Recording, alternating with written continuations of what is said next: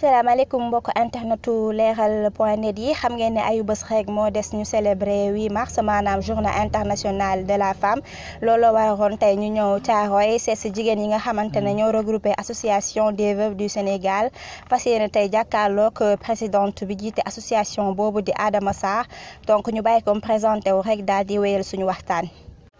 asalaamaaleykum mbooloo mi man la Adama Sarr, présidente association des veuves et orphelins du Sénégal, éventuellement structurée en fédération nationale. Nous résidons ici à Thiaroye. Nous regroupons des veuves.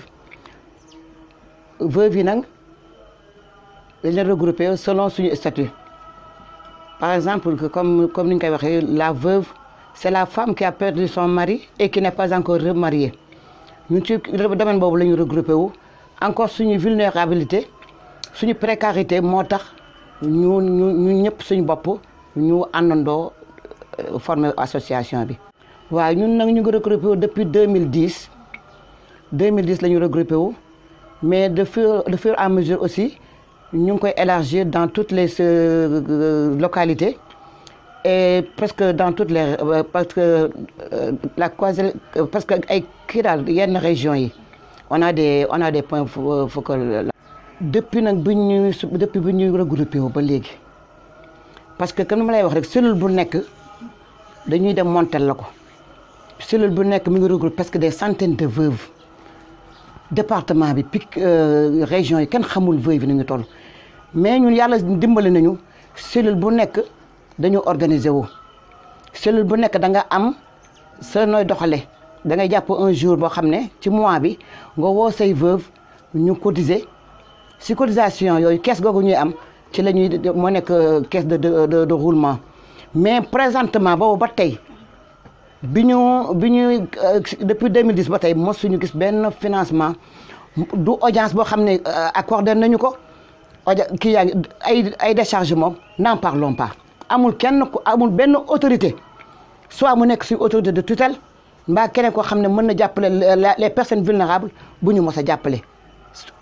xanaa ren moom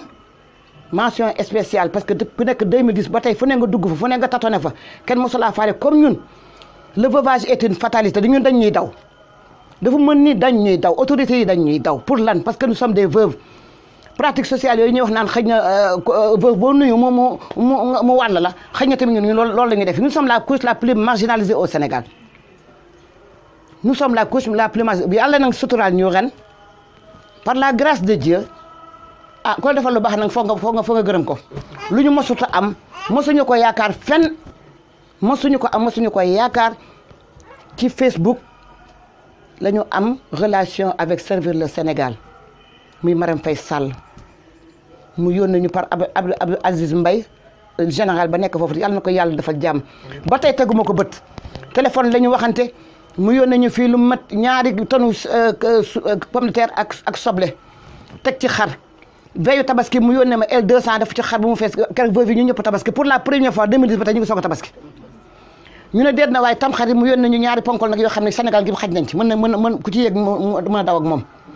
tekki nag des millions yoo xam ne ñun boobu ba tey ki la ñuy liggéeyee vraiment pour la première fois nag ko dafa lu baax da nga koy wax mais ñun suñu autorité de tutelle yi depuis boobu ba tey amuñu ku ñu faale du kenn nag benn autorité au Sénégal du benn institution. ñun xamuñu carte yooyu xamuñu bourse familiale ku fi am bourse familiale kan moo fi am bourse familiale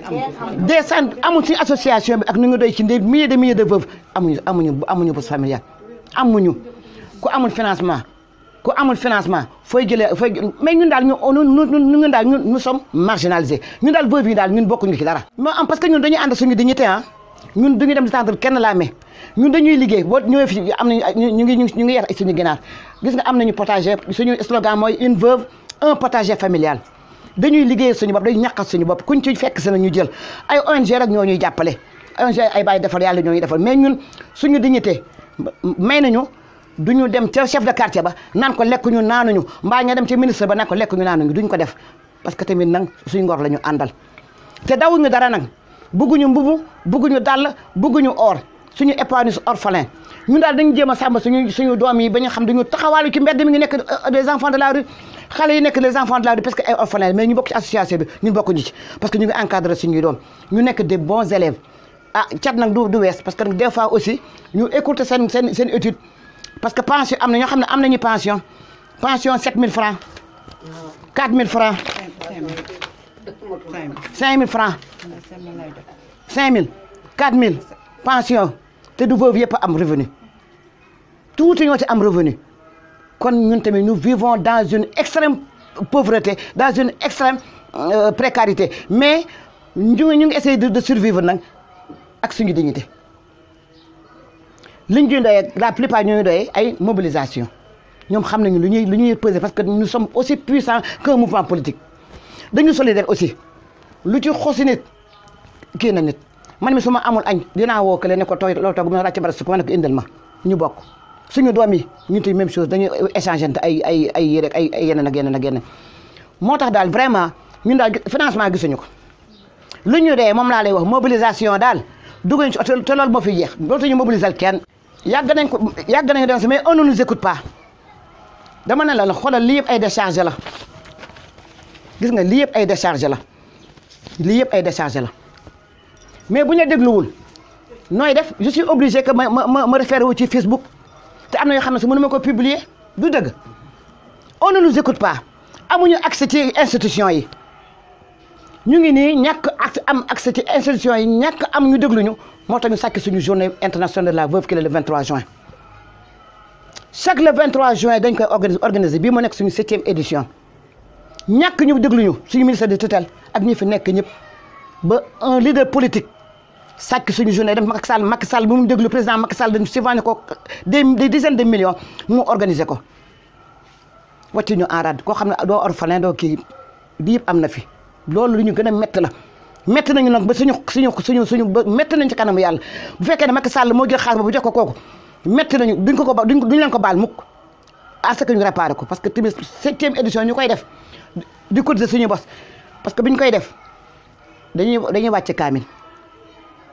woo ay ustaas gi defal ñu des causeries religieuses ñu def ñaanat def yëpp loolu la ñuy def mu ci journée buñ ko amulee wut suñuy garab dem def séance de reboisement dem ci école yi dem kii ak yooyu buñ ko amul toog def sensibilisation waxtaan suñu waxtaan c'est comme le 8 mars waaw le 8 mars ñun yàgg nañ koy di organiser suñu bopp bii tamit mën na nekk suñu 7e édition tamit chaque année dañ le 8 mars ñun veuve yëpp dañuy wonte toutes les présidentes de cellule ak suñu membres yëpp ñu ciblé benn kër ci maire bi lañ ko wante sax mu jóge mu am affaire politique ñu bàyyi ko léegi dañuy dem benn kër veuve woo les orphelins ak ñuy wàcce kaamil ñu wàcceel ñu kaamil ñu defaat causerie waxtaan ba ay 15 heures ñu tasaaroo dem suñu yoon depuis boobu ba tey nag amul benn loxo institution bu ci mos a dugg du mairie du keneen ñoo demal suñu bopp xanaa daaw dama publier ci Facebook benn réunion bi ñu toogoon parce que dañu demoon dañu doon waxtaan ci affaire du suñu 8 mars parce que toujours noonu la ñuy def bu ñu def dara dañuy wootante ñun ñëpp ma publier ko ci Facebook am benn xale bu baax bu nekk ministre de la femme bu tudd naka la tudd Awa Koddu Sissoko gis ko daati may woo téléphone ne ma maman mu ne ma gis naa seen publication da ngeen di préparé 8 mars ma ne ko boo leen xool sama suñu journal yëpp naka jekk noonu la mu ne ma am ngeen fi 25 mbubb ci national keroog ma ne kii ko jëlee ma ne ko bu ñu gedd nañ dem ba suñu cee bokk bu ñu ci boole kay dañuy dem ma ànd ak Awa Diallo bu ñu demee ñu jox ñu juróomi damp piis mu nekk 25 mbubb moo woyee ne présidente yi ku ci nekk ma daggal la ñaari mbubb ñi ci des ñoom ñu xamante nañu parce que nous sommes solidaires ma ne ko comme que lii ñu kenn mësuñu cee boole te boole nañ ci ren ku ci am mbubb bu weex na nga ko gome fóot ko passé ko ñu dem seggal suñu bopp effectivement noonu la ñu def présidente yëpp ñëw ñu dugg suñu Njaga Njaay ak suñu moyen de bord te ñu suñu xaalis la ñuy génne de dem bi ñu demee Grand Théâtre xool ba ministre bi gisuñu ñu duggaat suñu oto ñu bis parce que ñun taluñu ay mbumbaay taluñuy fecc ke ay affaire folklore taluñu ko parce que ku sa jëkkër dee nga nekk ci fitna am na yeneen yoo tal du dëgg ñun taluñu ay mbumbaay année bii nag li gën a métti kii ñëw na ministre bi ñëw na fi yéen dem ngeen kenn woo naa fi kenn kenn boolewuñu ci bi loolu passé avant loolu am naa yeneen ñaari présidente yi ma àndal Malika ak Jidda Thiaroye Kaw man ko da ngeen dem ministère de la femme seet yi ministre bi fekk ci Facebook gis naa seen page bi ñu am ko ñu reconnaître le secrétaire général bi ma demee ñu gis ko mu accueillir ñu vraiment waxtaan ak moom mu ne ma da ngeen di bind audience ma ne ko sayee parce que ñun xam nga ñun nu ñuy def pour am accès ci ministre yi fu ñu dégg manifestation da ngeen di ak suñu lettre pour bëri xal la ko est-ce que c'est normal est-ce que c'est normal bi mu ne ma léegi wutal audience ma ne ko sayee keroog ba nga demee jaxaay indi woon naa lettre ba mu ngi nii ak beneen lettre boo xam ne pour cadeau xale yi la ma jox ko mu ne ma waa dina ko jot léegi bi ñuy génn ci suufu est-ce que ascenseur bi ma dajeeg ministre bi Ndeye Saly Diop je me suis présenté à elle mu ne ma dafa fekk billahi chéri dafa fekk may génn mais sinon ma recevoir leen mais amul benn problème dinaa leen woo ma ne ko sayee jox bàyyi naa si Sidi Gueye ñaari courrier mu ne ma amul benn problème ñu toog bu ma dégg fii ministre baa ngi ñëw ñu dañuy def du ñàkk demuñu ñu toog jàpp suñu njàmbur ñu toogati ke noonu ñoo toog déggatuñ ne ma leen Fatou Sow na ngeen demaat bi ñu demee gis si di mu ne ma noonu courrier ba dugal naa ko kenn woowulee man ko kenn woowaguñu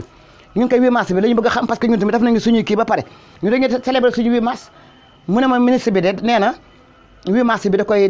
def bu kenn def dara moom du financer dara parce que daf koy def parce que Macky Sall moo koy président xaw ma ne ko ok léegi mu am keneen ku ñu yebal ñu dem foofu beneen femme bu tudd madame Lo maa ngi ko fekk muy trier ay bagages daa ne yéen seen dossier seen courrier bi sax a ngi nii ma ne ko léegi nag mu ne ma dama seeti ji xaw ma lan madame Thiam xaw ma boo demee foofu ngeen inscrire leen bi ma demee ñu fekk fi benn xale bu baax ndeysaan asu ñong ndeysaan mu gis suñuy filiation yi dama tata mu ne ma ne amul benn problème ma ne ko déet man damay bañ a réer ak institution parce que man damay tax dama ko dox ci yoon ba ñu sàkkee sama journée bi ñëw naa fii bien que mos lañu ma ubbi sa bunt mais institution yëpp laa wër avertir leen ne leen ñun organisé wuñu nous serons des figurantes parce que su ma demee dinaa jël parole dinaa jaxase carte gi effectivement noonu la ñuy def institution bu ma xam dem naa fa ma ne ko nag comme lii am na nag te bind nañ suñu carte ba pare dañuy célébrer suñu kii mu ne ma déet tata à ce que ça nga reculer seen date bi mais su madame la ministre ñëwee dinaa ko wax ne yéen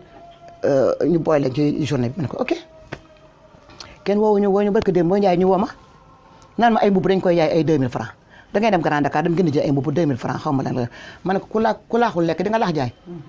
ñu ne ñu am ci ay mbubb macha allah kon mobilisation ngeen ñu doy mu ne ma dina tata du loolu ma ne ko baax na sama xol bi jeex ma jox Fatou Sow ne ko wuyul Fatou Sow ne ko nu mu dem ma ne ko mbubb yi 2000 francs lañ koy jaay comme ni ñu defoon daaw léegi mu nga Grand Dakar Fatou Sow ne ko noonu semaine prochaine dinañ fa ñëw ma ne ko mais ça veut dire que ñu bokkuñu ñun 2000 francs yu ñuy dem gën a ji ay mbubb mot nañu ñaari ndékki am déet ku ci am 2000 francs dañ ko ndékki añ ci reer ci am déet ba pare paas dem defatuñu ko duñ ko def tey duñ ko def ëllëg ñun journée bi xam nañu dañuy représenté ñun suñu droit la ñuy kaas te on a une journée te bu nekkee yàlla dinaa publier loo xam ne ñoom danañ ko gis dinaa ko publier parce que man xam naa nu mu demee. ñamal ñu fi tuuti. seulement c'est une journée bi maanaam dañ ko def pour revendication les droits de la femme jigéen ñi seen àq yelef bi ñu leen war a jox maanaam jigéen ñi war a liggéey domestique yeeg waa mbindaan yeeg yooyu comprendre nga ak ñeneen ñoo xamante ni joxuñu leen seen li ñu war a yelef daal seen yelef joxuñu leen ko loolu moo taxoon ñu indi ko te nekkoon sa premier nekkoon 8 mars amoon na ay journée yu bari mais le 8 mars la Nations Unies jël comme ñun suñu journée internationale de la veuve noonu la demee mais du question ay tàccu du xawaare du loolu te dañu ne journée boobu ku la ci yónnee ay fleur nga bañ soxla wuñu ay fleur journée boobu yu weex la ñu soxla ku ci mën a journée boobu ñu koy fekk dañ koy def ba defuñu ko journée ba le 8 ku nekk na nga musóoro gu weex mbaa nga jiital lu weex loo xam ne dañ koy gis bu ruban bu weex loolu la mais ay folklore rek ay di projeté ay tàccoog ay ndaganjaay ñun yooyu ça ne nous intéresse pas ñun suñu droit déjà bafoué nañ ko joxuñu suñu droit joxuñu suñuy devoir ñu xam ne suñu devoir mais suñu droit joxuñu ko kon ñun duñu dem di nekk ay figurante duñ ko def tey duñ ko defati te wu suñu bopp de parce que ñun suñu vulnérabilité la koy sàkk suñu journée suñu vulnérabilité ci la waajoon nax ñu sàcc nax ñu sax daf ci abusé sàcc suñu journée pourtant dañuy dem teew gi suñu bopp dégguloo lii yëpp ay déchargé la boo dëgg yàlla koy jox déchargé ke xanaa ba dëgg yàlla nag xanaa dem nga fa nag yow it nag ah lii yëpp ay décharge la bu ñu nii yëpp ay décharge la ah seulement dañuy ignorer te nag xam nga la ñun ba dëgg yàlla nag ak nu ñu toll nag doo am naqar ba pare dem nag di léché keneen di ko taggal ay maamam ñun loolu lañ dul def parce que ñun dañoo diñ déggoo li ma la wax ñun dañoo diñ ku la defal dara nga wax ko ku la defal dara duñ ko doo ko dégg ñu koy waxee mar duñu tax a naan voilà